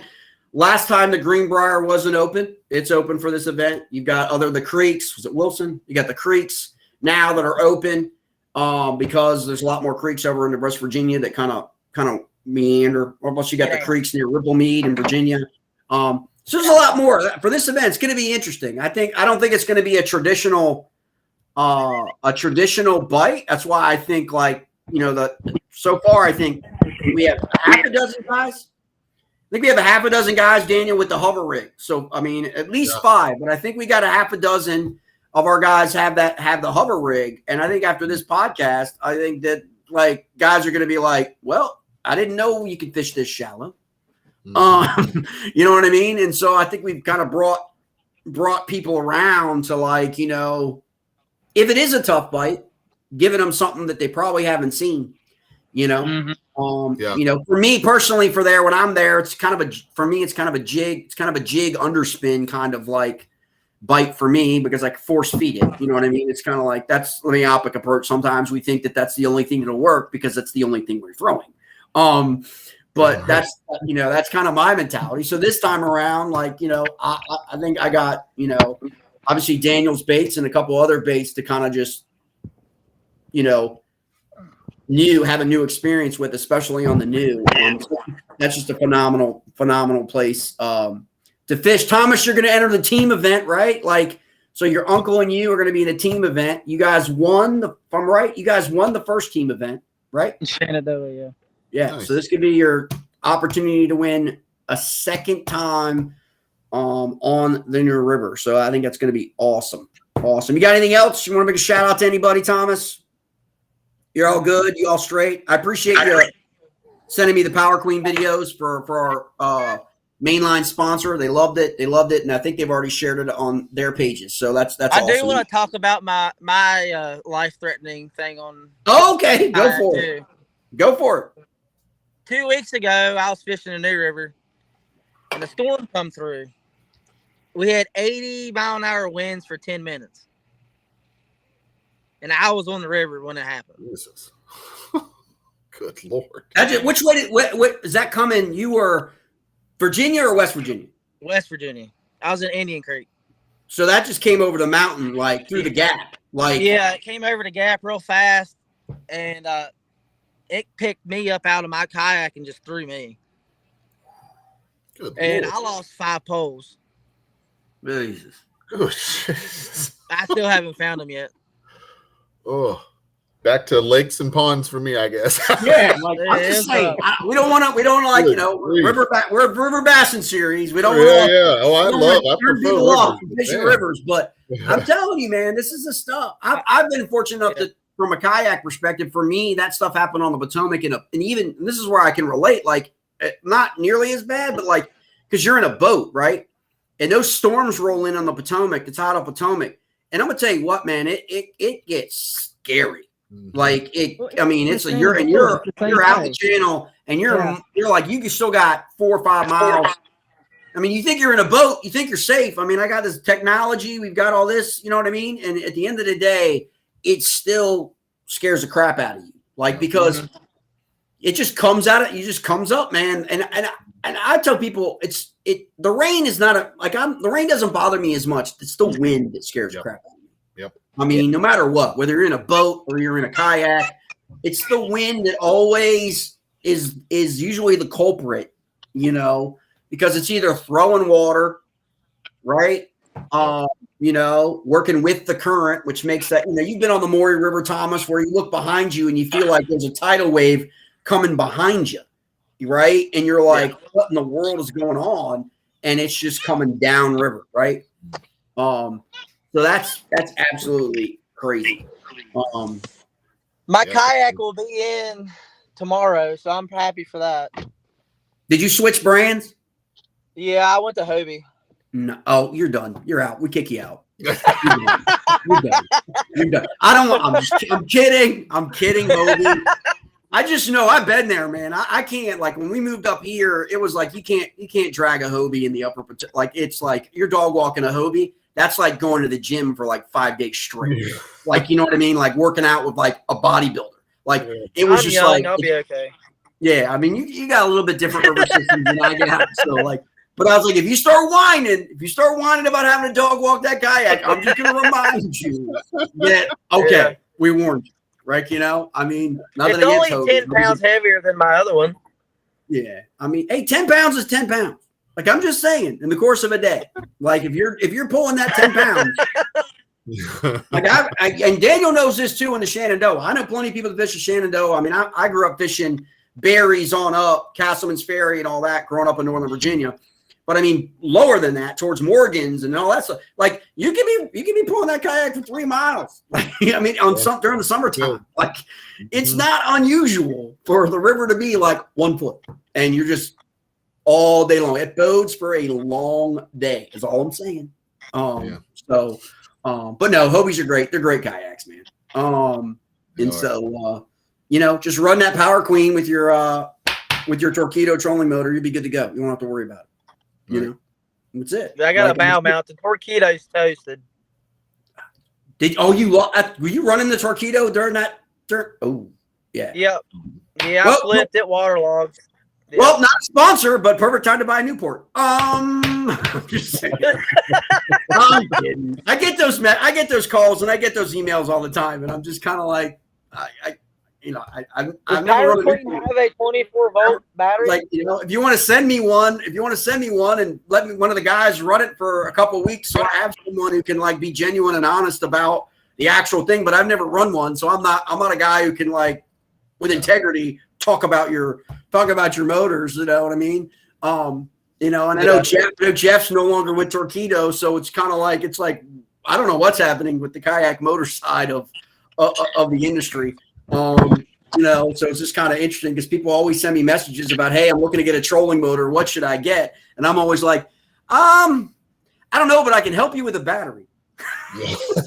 Power clean battery. You know what I mean? It's like, you know, because it's kind of like, you know, I was just like, you know, I can put you in with guys that have run both and give you a perspective. I just think everything's just kind of like, it's all about subjective. You know, These are all great brands. The kayaks are great brands. You know, it's just like the boats. They're great brands. You know what I mean? But it's all subjective how you feel in your kayak, right? Like, it's just like, you know, because I've had 3 or 4 like different brands and you know what I mean? And it's like they're different, but at the end of the day, it really comes down to like what you feel comfortable with, you know, and how you fish for the most part. That's what I always tell people. It's like, you know, if you're going to look at a Hobie or an Old Town or any of the brands, it's like, well, tell me how you fish. Like, how do you like to fish? Because at the end of the day, how you like to fish, like, for example, Daniel and his hover rig, if I like to fish lakes and I like to fish the hover rig and I'm going to fish the hover rig a lot, you know, going forward, and I was in the market for a new kayak, I would not have any issue with like looking at Hobie or like looking at if I'm fishing lakes and reservoirs, deep water, those are perfect platforms. But if I'm going Shenandoah, Maury River, Upper James, that, you know, those unless they come out, they seem to have moved to like big water as opposed to like, you know, skinny water. So I'd go with a Crescent. I'd go with a Hoodoo, a Crescent kayak. Your Flint. I think you ran Flint, right? Yeah. So like new that kind of like that seems to me more, you know, for if I do have to dog walk and I do have to drag a kayak during the summer when it's 95 degrees. It's 90 pounds, 80 pounds, 90 pounds. It's not 110 or 120 pounds. Fortunate enough, you know, I have the Hoodoo 130 for tidal fishery because that's a kayak skiff. Like I would never like think about bringing that to the upper Potomac. You know what I mean? It's perfect for the creeks off the tidal Potomac, inshore fishing, perfect platform, right? And so that's what I think that people miss a lot of times. It's like they like, how do you like to fish? You know? But which Hobie did you get? Out the Hobie Mirage. Oh, Oh my! I would not have guessed that. So awesome! And you're gonna bring that to the New River? Yep. All right, I'm gonna find out where you're launching, and I'm gonna come look at it. I'm just like, because I got the new. I want to see your setup because I never would have guessed that it would have been the Mirage. That would have been the Hobie model that you would have gotten. But based on where you fish, and I know you fish, I don't know. I mean, I just thought you would have not. That would not have been the Hobie that I would have thought you would have gotten. I would have thought you would have gotten. I didn't want the PA-12. Yeah, I mean but knowing where you fish, I think you're going to be fine with a Mirage. I think you'll be fine. I mean, it's going to set up good for you. But all right, guys, I hope everybody enjoyed tonight. I really, really appreciate Thomas. Of course, congratulations on your Maury River event win. This is becoming commonplace, Thomas, to have you on the Smallie Chaser channel after events, which is awesome because it's tough. It's tough to go to these different river systems and win, like especially against the guys in our series that are absolute hammer. I mean, we've got some of the best Smallie anglers. I think Kayak in Virginia in our series. We got more coming to our series. Those guys down that fish the New River, they're absolutely crazy hammers. Thomas Cox, Kevin Waddell, Todd Cox, Tyler Fiorda. Those guys are absolute hammers on their river. They know that river better than anybody. And so it's going to be great to see like the rest of us roll on down in the New River and kind of see what happens. All right, Daniel, I totally appreciate the time. I'm going to make sure that we get photos and videos to you for you use however you want to use it.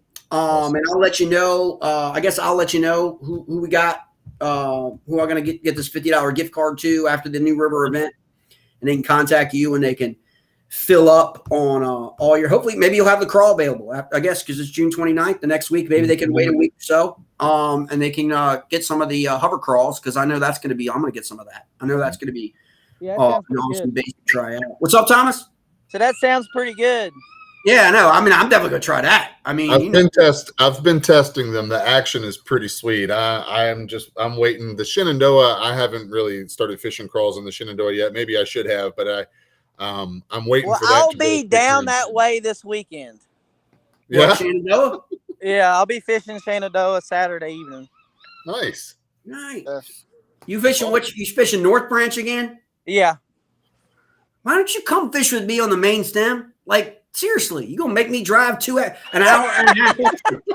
Like, I mean, I already got to deal with 95 Beltway traffic to begin with where I live, son. Whoa. Like, come on. I mean, Daniel, you're not kidding. It took me to get down to the first New River event. It took me 3 hours to get out of Northern Virginia. It took me almost 6 hours to get to Blacksburg. Like, it was crazy. I was like, okay. This guy. I'm coming down the day before from now on. Like I can't wait until Friday at 3:00 to leave. I gotta get out of Dodge at 5 a.m. or come down on Thursday because that was crazy. Yeah. But all right, Thomas, I appreciate you. And Daniel, I totally appreciate everything you do. Loved hearing your story. Reach out to me. Anything else we can do for you? With the series. Everyone watching, Thomas. Thomas, I think. No, you're good. You're good, Thomas. Daniel, you also sponsor NDKBA, right? I do. Yeah. So Daniel's got both NDKBA, which is an awesome series in Northern Virginia, but they fish all over. So I know that gets kind of confusing for people, but they even fish in the Susquehanna, Tidal Potomac. They got the 5 Lakes event coming up, which is awesome if you're into lakes. Great bunch of guys. And then our series. Anyone else? And before I let you go, talk about that Shenandoah series. It's a boat. It's boat and kayak, right? Oh, our floating down the Doa. Yeah. Shenandoah Valley, right? Shenandoah Valley. So I have partnered with actually the Shenandoah Valley Bass Brothers. They're local guys, river rats for sure. They know the Shenandoah better than anybody I've ever met. They're the ones who actually were the ones who figured out to fish the rig shallow and to fish it like we're now fishing it. When I gave them a bunch of baits to try out, I remember thinking, the Shenandoah, I was wrong. those guys were sending me picture after picture, and like, I'm catching like 20 fish before I have to replace the plastic. I was like, holy crap, you guys are awesome. So anyway, yeah, I joined forces with them. We're doing a float style. You can have a motor, like that's fine, but it's meant to be like a float style. It's 100% the Shenandoah. We started off from Route 50 to Locks Landing. Then we did the second one, which was that's the Barry's boat ramp, right? Berryville, yeah. Locks Yeah. Landing's Berryville. And then the second one was Morgan's Ford to Farms Riverview. And then the next one, which unfortunately I'm going to be on vacation. I'm going to miss the next one, but it is Deer Rapids to Strasburg. And then I think we have one coming up after that. That's Cairo to Eastham Park. That one is going to be interesting. I'm really in Cairo to. I just fished that from a kayak for the first time this past Saturday. And it for me, it was nerve-wracking because there's a lot of like what's the word I'm looking for? Like a lot of rapids that are like bam, bam, bam, bam. Like you a lot of ledges. There's a lot of ledges in there. There are, yeah. There's a lot of ripples and stuff. Like we learned in earth science, it's all topography. Like there's a ton of ledges that will sneak up on you. Yep. Like if you're not, you know what I mean? If you're not familiar, like in quick succession. So it's like, you know, yeah, I can see that. And it can get that. It's just like Shenandoah up towards Harper's Ferry. It can be great one time. And then another time you go out, it's sketch. It's like, you're like, whoa, I can't, I'm getting like, this is not my jam. Like, I like you're bouncing from rock to rock. Like, it's like, you know, and no, you know, but when the conditions are right, stand up. When the conditions are right, that's a good stretch. Like it is. There are the biggest smallmouth I've ever seen in my life. I just saw. I didn't catch it, unfortunately. I caught a dink. And I was releasing it and looked over my kayak, and I swear the tail on this thing looked like a freaking grouper.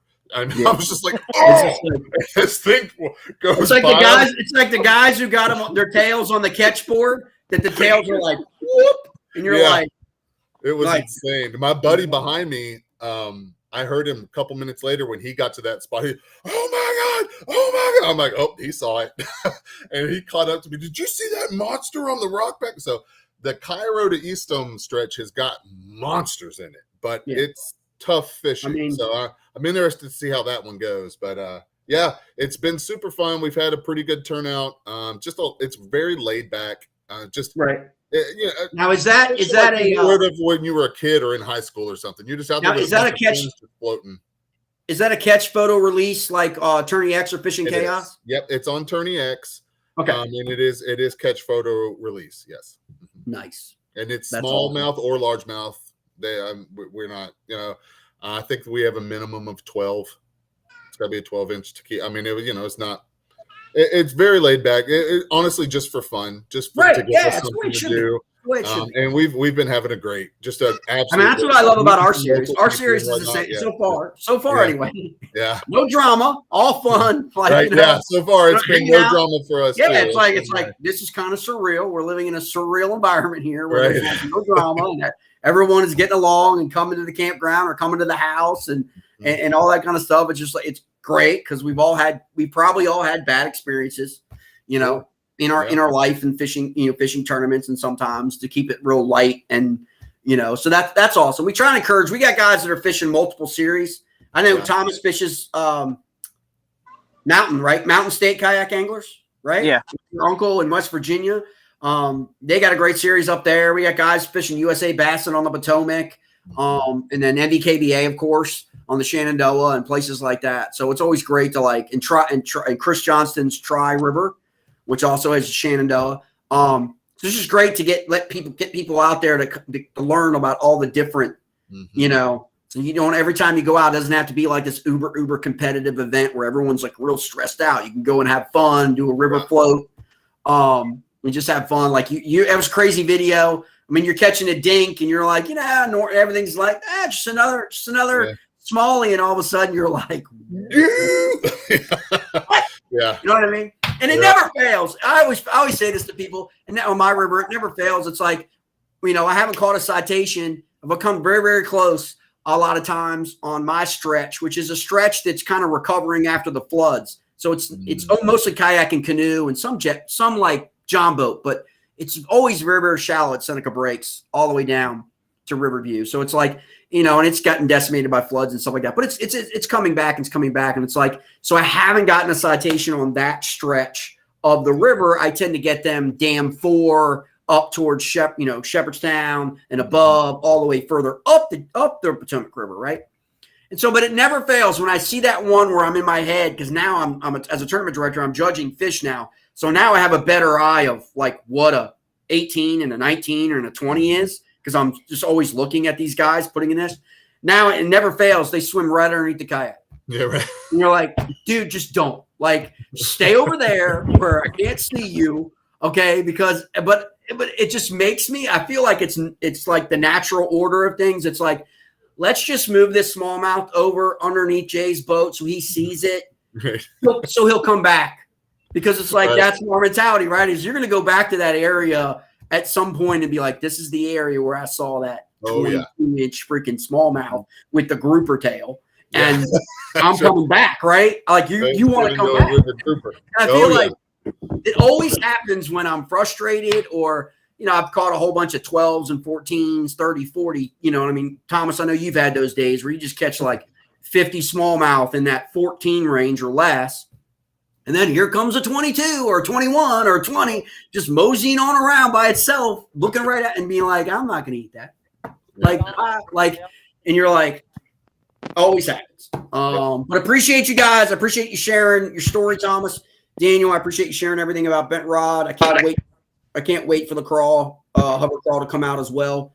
As soon as that comes out, or I'll share in our Discord and on Facebook, if you send me that information for you said June 29th, Jake's Bait and Tackle, right? Yeah. I have actually their flyer. I can send that to you. So just send that to me so I can share it in the Discord. So our guys, because we don't have an event that weekend. I don't think there's an event June 20th. I don't think any of the trails have an event that Saturday. So might be a good day just to get out. Come on out. There's going to be a bunch of people there. All the local vendors that are there are awesome. CT. Yeah, I think is this the event? Is this the event they do the kayak rig setup? No, they did that. Oh, they already did it. Okay, they did that. That was I think that was MVKBA sponsored. I should know. Yeah. MVKBA. They do it every year. I think they've done it the last like 2 years. Yeah. All right, so it's not that, but it's still. I know they do great stuff outside. I've been to one before. They do the outside tents and stuff like that, and all of the vendors like me will be like in the warehouse that's connected to them, and they're doing a like fishing flea market outside, so people can come and like sell their like collectible or just whatever their gear. So it'll be very interesting. I want to see what people have out there. I'll be honest with you. Right, exactly. That's where you find old school baits. I went down and visited Troy. Troy was with his pro staff, Tiger Crankbaits. They had an event that was just like that down in Hopewell. I think it was Hopewell, Colonial Heights, Hopewell, Virginia. And we went down and it was like you were talking about Duo earlier in the cast. Like they had a bunch of like Duo Realis and a bunch of old Norman baits and I was just like, I'm not leaving without these. Yeah. Like it's just like you haven't seen them in years. Like they're just not made anymore, or they're old. They were like lipless crankbaits that they don't do these color patterns anymore, or the Normans, or stuff like that. Speaking of Tiger, Tiger's going to be there too. Tiger crankbaits. Yeah, they make great crankbaits. Yeah, they do. Yeah, they're awesome. All right, guys, I appreciate it. Hopefully I'll see you, Daniel, on June 29th, I guess. Hopefully I'll see you there. And we'll get some video and some stuff of that. Awesome. And we'll be good to go. All right, Thomas, I will catch you. You camping with us on the New River, or are you just coming in for the day? I live close. I know you live close, so you don't need it. Well, hopefully you can bring that little boy out to the campground. And we'll have some fun. Let me know if you guys can make it. I got some stuff for them if you guys can make it to the campground. All right, guys. I appreciate it. I will talk to you guys next time. Nice meeting you. Nice to meet you.